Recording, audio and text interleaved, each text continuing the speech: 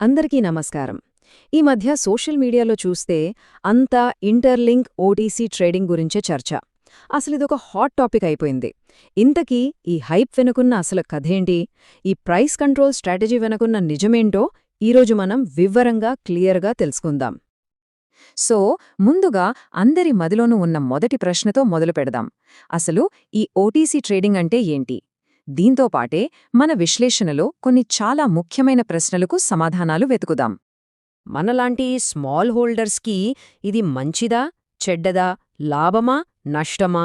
ఈ వార్త మన ఇన్వెస్ట్మెంట్లపై ఎలాంటి ఎఫెక్ట్ చూపించబోతోందో కూడా డీప్గా అనలైజ్ చేద్దాం. ఇది చాలా చాలా ఇంపార్టెంట్ క్వశ్చన్. ఇక ఫైనల్గా అందరూ మాట్లాడుకుంటున్న ఆ $1 టార్గెట్ అసలది సాధ్యమేనా అనే సెన్సేషనల్ క్వశ్చన్కి కూడా ఆన్సర్ వెతుకుదాం. రైట్, ఇక లేట్ చేయకుండా మన అనాలిసిస్లోకి వెళ్ళిపోదాం. Okay, first of all interlink కమ్యూనిటీలో ఒక రకమైన షాక్ క్రియేట్ చేసిన ఈ ఓటీసీ అనౌన్స్మెంట్ ఏంటో వివరంగా చూద్దాం. అసలు ఏం జరగబోతోంది? విషయం అర్థం కావాలంటే ఫస్ట్ మనకు ఓటీసీ ట్రేడింగ్ అంటే ఏంటో క్లారిటీ రావాలి. సింపుల్గా చెప్పాలంటే ఓవర్ ద కౌంటర్ ట్రేడింగ్ అంటే ఇద్దరు వ్యక్తులు లేదా సంస్థల మధ్య పబ్లిక్ ఎక్స్చేంజ్తో సంబంధం లేకుండా డైరెక్ట్గా ప్రైవేట్గా జరిగే డీల్ అన్నమాట. ఇది పబ్లిక్ మార్కెట్లో జరగదు. ఇప్పుడు పబ్లిక్ ఎక్స్చేంజ్కి ఓటీసీ డెస్క్కి మధ్య ఉన్న తేడాలు చూద్దాం. ఇక్కడ స్క్రీన్ మీద చాలా క్లియర్గా ఉంది. చూడండి, పబ్లిక్ ఎక్స్చేంజ్లు అందరికీ ఓపెన్, ట్రాన్స్పరెంట్గా ఉంటాయి. కానీ ఓటీసీ డీల్స్ చాలా ప్రైవేట్గా, డైరెక్ట్గా జరిగిపోతాయి. పబ్లిక్లో చిన్న చిన్న ట్రేడ్స్ జరుగుతుంటాయి, కానీ ఓటీసీలో పెద్ద పెద్ద మొత్తంలో అంటే లార్జ్ బ్లాక్ ట్రేడ్స్ జరుగుతాయి. అందుకే పబ్లిక్ మార్కెట్లో ప్రైస్లో చాలా హెచ్చుతగ్గులు ఉంటాయి, కానీ ఓటీసీ ట్రేడింగ్ మార్కెట్ మీద పెద్దగా ప్రభావం చూపించదు. సరే, ఓటీసీ ట్రేడింగ్ అంటే ఏంటో, అది ఎలా పనిచేస్తుందో మనకొక ఐడియా వచ్చింది కదా. ఇప్పుడు మన అస్సలైన పాయింట్కొద్దాం. దీనివల్ల మనలాంటి స్మాల్ హోల్డర్స్కి లాభమా లేక నష్టమా, గెయినా లేక పెయినా? ఈ స్ట్రాటజీ వల్ల వచ్చే ప్రయోజనాలు, ప్రమాదాలు రెండింటినీ ఈ టేబుల్లో చూద్దాం. ముందు బెనిఫిట్స్ చూస్తే పెద్ద పెద్ద అమ్మకాల వల్ల వచ్చే ప్రెషర్ మార్కెట్ మీద పడదు, కాబట్టి ప్రైజ్లో వొలటాలిటీ తగ్గుతుంది. ఇది మార్కెట్కి స్టెబిలిటీ ఇచ్చి పెద్ద పెద్ద ఇన్స్టిట్యూషనల్ ఇన్వెస్టర్లను అట్రాక్ట్ చేస్తుంది. మరోవైపు రిస్క్స్ కూడా ఉన్నాయి. ఈ ట్రేడ్స్లో ట్రాన్స్పరెన్సీ చాలా తక్కువ. మనం ఊహించినంత డ్రమాటిక్గా ప్రైస్ పంప్ అవ్వకపోవచ్చు.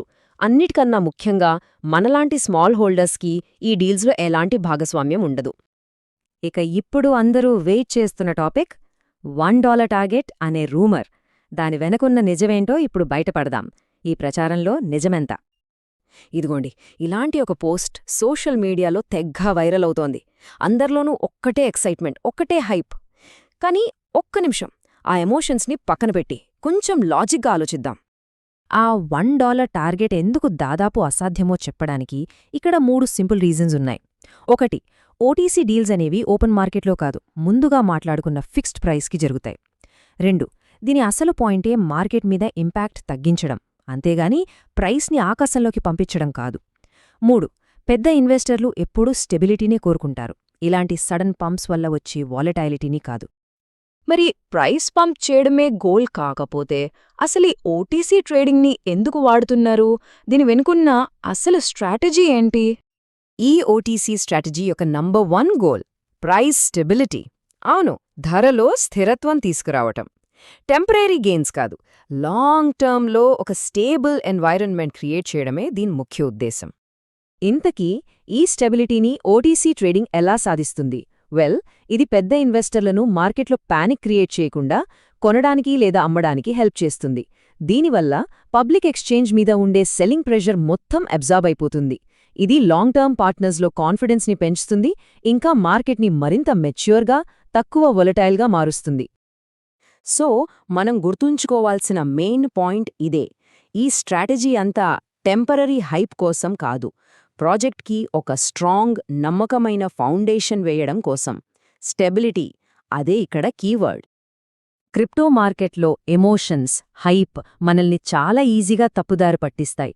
అందుకే ప్రూఫ్, లాజిక్ మీద ఆధారపడి నిర్ణయాలు తీసుకోవడం చాలా ముఖ్యం. సరైన ఇన్ఫర్మేషనే మనకు పవర్. ఫైనల్గా ఏ న్యూస్ వెనుక ఉన్నా ఎందుకు అనే రీజన్ని మనం అర్థం చేసుకున్నప్పుడే ఒక కాన్ఫిడెంట్ ఇన్వెస్ట్మెంట్ స్ట్రాటజీని మనం బిల్డ్ చేసుకోగలుగుతాం. సో ఇప్పుడు ఈ ఇన్ఫర్మేషన్ అంతా తెలిసాక ఎవరి నిర్ణయం ఎలా ఉండబోతోంది ఆలోచించండి.